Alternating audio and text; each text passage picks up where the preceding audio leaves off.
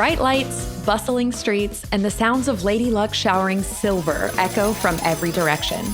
You're out for the night, cruising the Las Vegas Strip. The beauty of Vegas is that it's not just a city for gambling.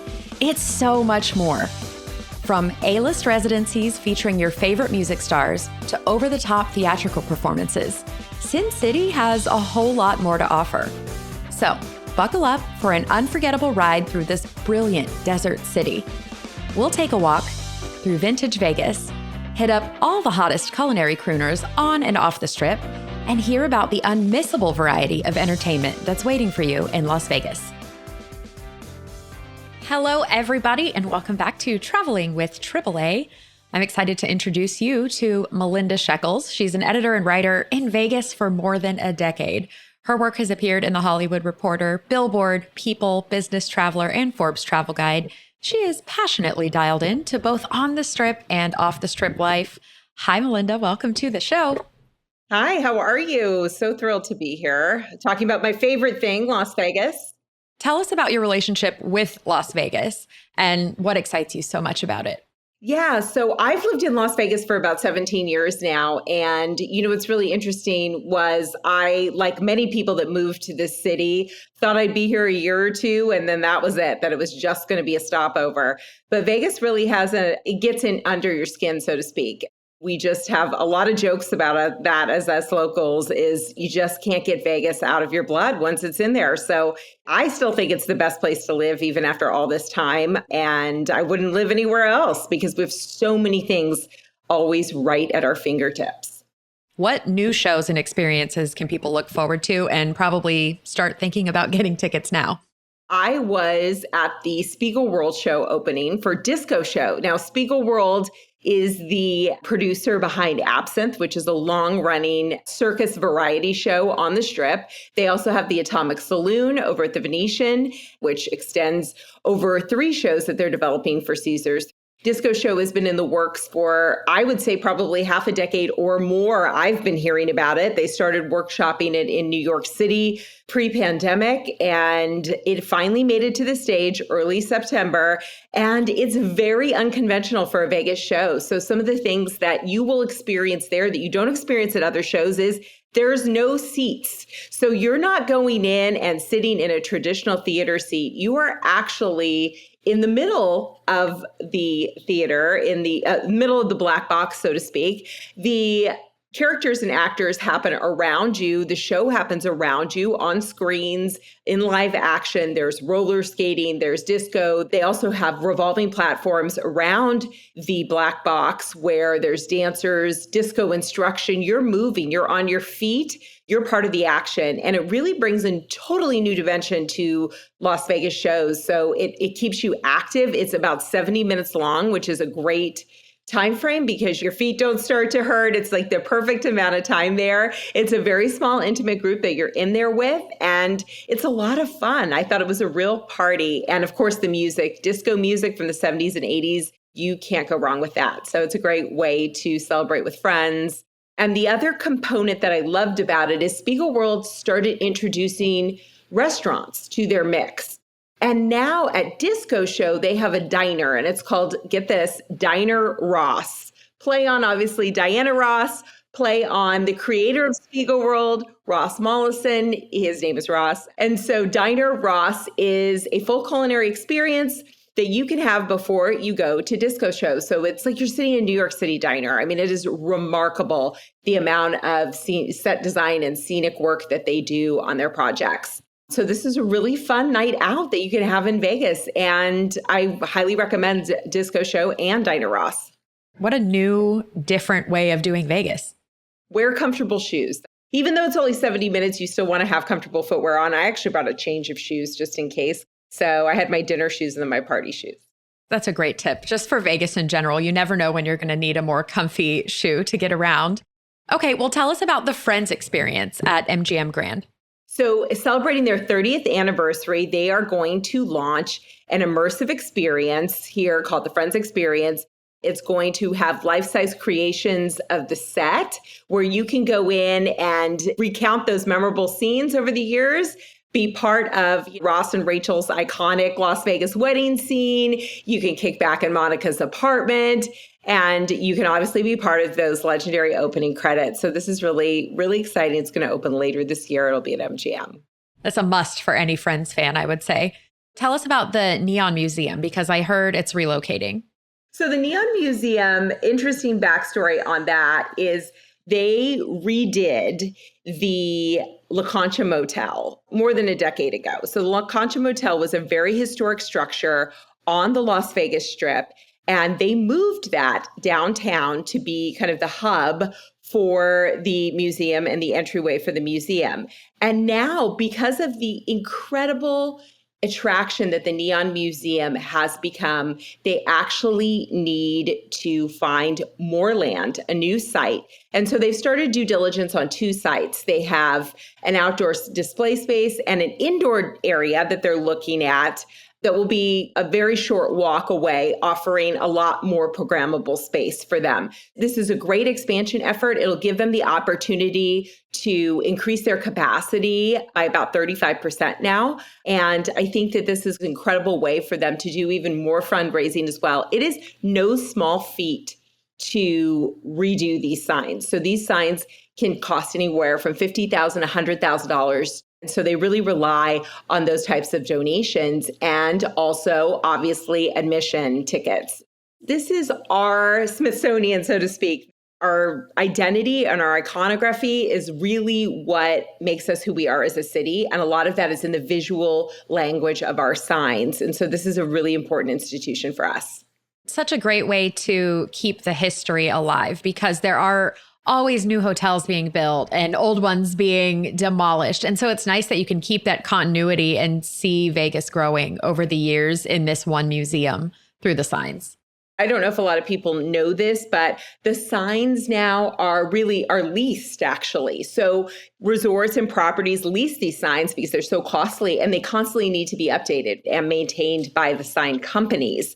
They're able to then be donated to the museum when they have reached their lifespan. It's really fascinating, and I really recommend everybody really capture this little piece of Las Vegas history that's so important. It seems like it would be a great place to go on your first visit to Vegas, because it kind of gives you a foundation. They do an amazing night presentation where the signs that they haven't been able to restore, they actually 3D map on them. So they light them up, but from a different perspective, not from their own lighting element, but from other lights. And they do this, it's called Brilliant, actually, and it is brilliant. There's so much to see, and the tours are always different. So highly recommend. Let's talk about Area 15. I went there last time I was in Vegas and was blown away by Meow Wolf, that whole installation, Omega Mart. Tell us a little bit about that and what's new at Area 15. Meow Wolf Omega Mart is obviously the anchor attraction. It's a collective of artists that come together, music, visual art, architecture. They come together to create these other worlds, so to speak, portals, which people travel through. And this one in Vegas is actually a grocery store theme there.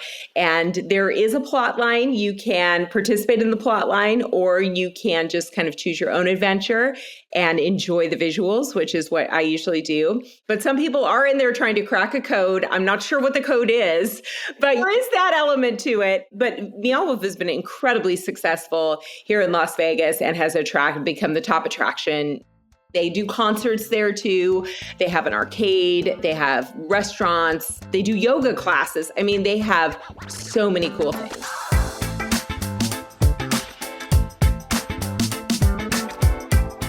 And now a AAA Travel Minute, traveling with Fido. Taking your dog on vacation with you can be a tough trick to master, but with a few adjustments, your four-legged friend can be your best travel buddy. First, decide if the destination itself is Fido-friendly. Outdoorsy spots like mountains, beaches, and parks that allow pets may be appropriate. Just be sure to check local regulations before setting out. Avoid places where your pup will spend lots of time alone in a hotel room. If at all possible, drive rather than fly. The Humane Society cautions that air travel poses health risks for pets. Not to mention, every airline has its own, sometimes confusing restrictions. As for overnights, plenty of hotel chains now welcome dogs. Some even include special amenities. But for longer stays, A rental home with a yard and place to wash off paws is often more practical. Either way, bring along your pet's favorite blanket or toys. That can help them feel more at home on the road. This has been a AAA Travel Minute. Residencies are so hot in Vegas right now. I mean, they always were, but I feel like they've come back in such a big way. And now everybody is doing a residency in Vegas. So let's talk about some of the upcoming ones. We had Gwen Stefani for several years, and now we have Mr. Gwen Stefani, Blake Shelton, coming. And that's going to be, a really amazing experience for his fans because he also just opened his Old Red Bar, which is right on the corner of Flamingo and Las Vegas Boulevard, which is probably one of the most prime spots in the world to have a sign with your name on it. Blake opened his multi-story bar there straight from Nashville. And that's been rocking and rolling and having live bands and great food. Janet Jackson is also coming to Resorts World. Garth has been here. Now, this is his third residency, I want to say. Now has found his way to Caesars, and it's a great show as well. Shania Twain is on her third residency. And the Eagles here at the Sphere, they are the fourth resident artist at the Sphere. And they are performing for several months here. So that's going to be a fantastic show. So I have terrible vertigo and I don't like heights at all. So that is a consideration when you are booking tickets at the Sphere. You absolutely must be aware. If you have any height considerations, you do want to book in the 100s, which is on the floor, or I would say the 200s. They also have Sphere experiences too. So you can go in and see a movie without committing to a band. And that's really important because those movies play every day. And Postcard from Earth is a Darren Aronofsky film that was made specifically for the Sphere using their camera technology, which is 16K and absolutely incredible. You can see the clarity in the screen like nothing you've ever seen. It's like 3D times a million. I don't even know how to describe it. Definitely better than wearing red, blue 3D glasses, but it makes everything seem like it's in 3D. U2 released a concert film of their residency. They were the first resident artists inside the Sphere. So it is a concert film of their show. And I've got to tell you, the clarity of the film is so impressive. You can literally see their shoelaces and you can see the detail in their face. There is one moment in there, and I will not spoil it. There is a Bono moment in there that every Bono fan is going to need to see. It is remarkable. It tells the story of the venue and the band's relationship to the venue, which is a different piece of content altogether than the actual show. So it was really phenomenal. I highly recommend it. You could go to Vegas, eat out every meal, stay there a week, and you would still have 1,000 more places to visit. Like you never have to go to the same place twice. So what are some of the most anticipated restaurant openings coming up? So we got a restaurant called Mother Wolf, which has kind of been the toast of the West Coast. Mother Wolf is from Chef Evan Funke, and he's a fixture on the Today Show and other national TV programs. He's doing his own show with Amazon currently. And Evan created an incredible, it's a very Roman-style Italian restaurant. His meatballs are phenomenal. Pizzas, cacio e pepe. They also introduced 2 new steakhouses at Fontainebleau because, Vegas, we can never have enough steakhouses. Poppy Steak from Miami came over, and they have this thing called, I think, the beef case. And it is a gigantic steak that comes in a briefcase with sparklers and a whole presentation and show. It's like $1,000, and it is just pure Vegas. And then they also have their Don's Prime Steakhouse, which is going to be your more traditional Vegas steakhouse and an elegant and elevated atmosphere. They also have China Club, which is a fantastic Cantonese restaurant. One of the most intricately prepared Peking duck presentations I have ever seen. The room is beautiful. So that's really, really fun. They also have a sister restaurant, which is a bit more casual, called Washing Potato. And that's going to be your dim sum favorites. So you're going to have all of your dumplings and your shumais and your scallion pancakes and things like that at Washing Potato. That's all at Fontainebleau. Then, we have over at Caesars, well, Vegas is constantly opening new restaurants. So even at mainstays like Caesars, we opened Peter Luger's Steakhouse. And that is another legendary steakhouse from New York City. Secret is If you go at lunch, you can order their burger, which is really great too. So you don't even have to go the steak route. They also have this incredible dry age meat room. And if you ask to see it again, it's one of those like in the know things. Hey, can I see the dry age meat room? They'll take you out of the restaurant and into this incredible space that they have like in the basement of where they are dry aging all this meat that they bring in. They have their own proprietary meat cuts. They butcher on site and they're shipping meat from New York all the time. And then they have their special Peter Luger sauce you can buy there too. I got to say, for the locals out in the Southwest, and really for anybody that wants to explore more than the Strip, Durango from Station Casinos opened, and that's in the Southwest area. Southwest Vegas has become really the hot neighborhood over the last decade, and so many new things have opened up there. Well, they finally got a casino resort. It is absolutely beautiful. It has a very modern desert vibe. It almost reminds me of being in Scottsdale a little bit. A little bit of Scottsdale, a little bit of Palm Springs. It's got that Paradise Valley vibe. So they have a couple of really remarkable restaurants there as well. One of my favorites is Pasta Fiorilla. And Pasta Fiorilla is the Vegas iteration of a restaurant from Philadelphia by Chef Mark Vetri, where you actually go into this very historic building. It has like 10 seats. You eat at a kitchen counter while they cook your food. And it is a pasta menu. They have on the menu a pasta water martini. And that is something I can't even describe. You just have to have it. I've been hearing about these pasta water drinks and it doesn't compute yet, but I would definitely try it. I'll try anything for the job. It's very interesting. It goes great with the pasta. So that's a fun one at Durango. Nico's is their steakhouse.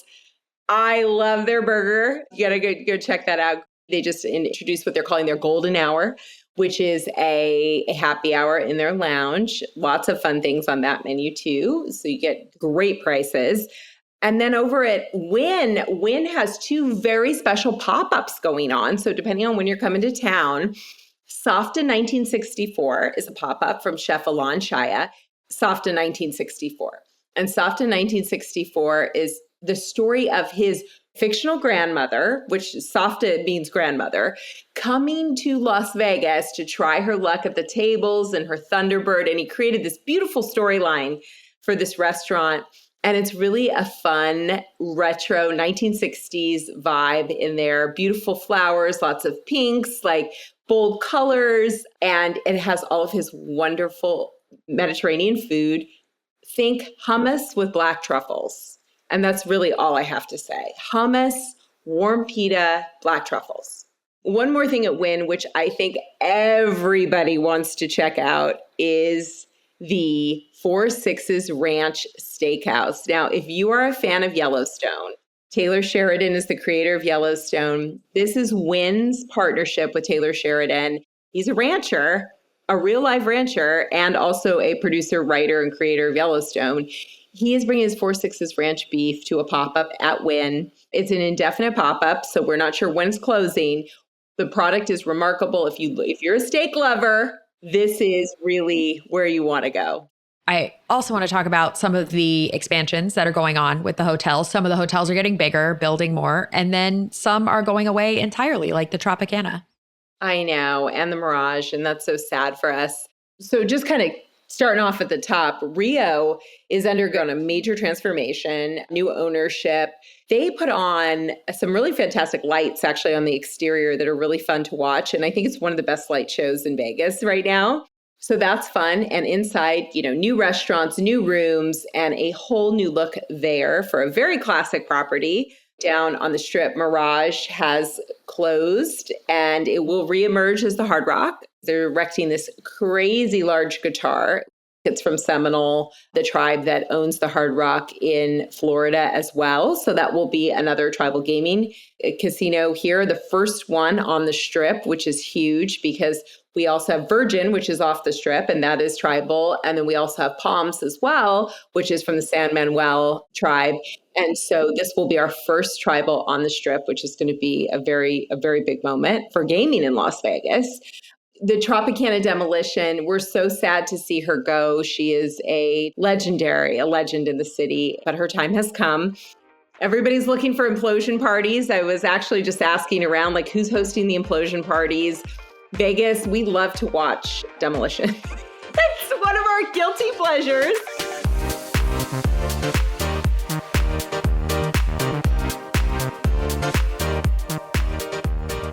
We've talked about what there is to see and do and eat in Las Vegas, but let's talk about when to go, because this is pretty important for folks for a lot of reasons: weather, crowds, prices. So what can you tell us about the best time to visit?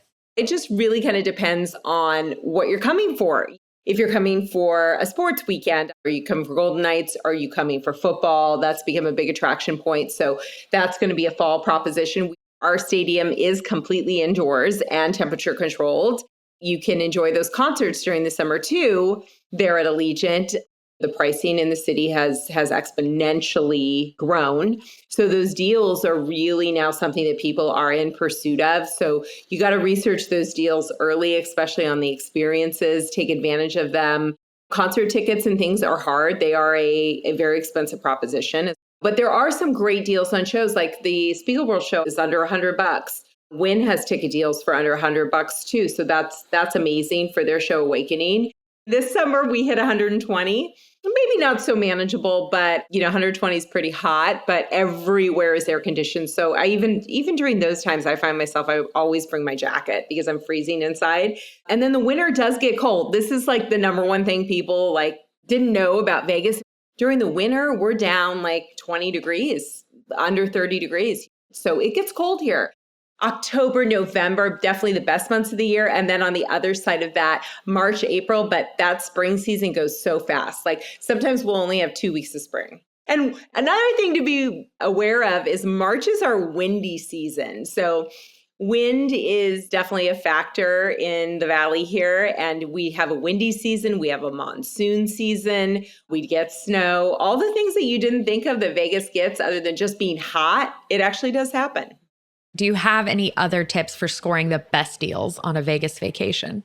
I think coming out midweek non-convention is good. You get a little bit of a break on your hotel pricing. If you can get away during a week, weekends are going to be premium pricing. Most weekends now are because there's something happening every weekend. But if you can get away with midweek non-convention, you're going to get your best hotel pricing. And also, too, group pricing is great. So if you come with a group, I would always take advantage and ask for special group pricing. You can ask for discounted pricing if someone in your group is from Nevada or has a Nevada ID. Even if they're from Reno or another part of Nevada, you can get some good deals with Nevada IDs, too. So it's all about doing that research in advance. Melinda Sheckells, thank you for joining us. And thank you to our listeners for being with us. If you're planning a trip, be sure to connect with a AAA travel advisor. Check out AAA.com/travel or visit your local branch. This podcast is a production of Auto Club Enterprises. If you enjoyed it, please subscribe and leave us a review. I'm Angie Orth. Thank you for traveling with AAA.